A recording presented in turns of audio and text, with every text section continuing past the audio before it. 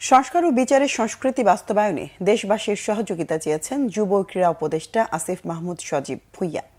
নতুন বাংলাদেশ গড়ার লক্ষ্যে তারুণ্যের উৎসবে তিনি সহযোগিতা চান। ঢাকা বিশ্ববিদ্যালয়ের কেন্দ্রীয় খেলার মাঠে আয়োজিত অনুষ্ঠানে আসিফ মাহমুদ বলেন, আগামী স্বপ্নের বাংলাদেশ বিনির্মাণে তরুণ সমাজের ভূমিকা রাখার সুযোগ রয়েছে।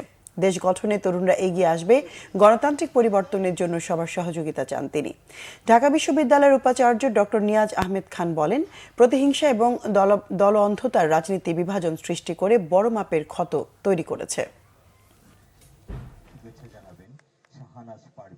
বাংলাদেশের জনগণ একটি রক্তক্ষয়ী গণ অভ্যুত্থানের পরেও ধৈর্য সহকারে যেই প্রজ্ঞার পরিচয় দিয়েছে, কোনো প্রকার বড় ধরনের রক্তপাত হয়নি।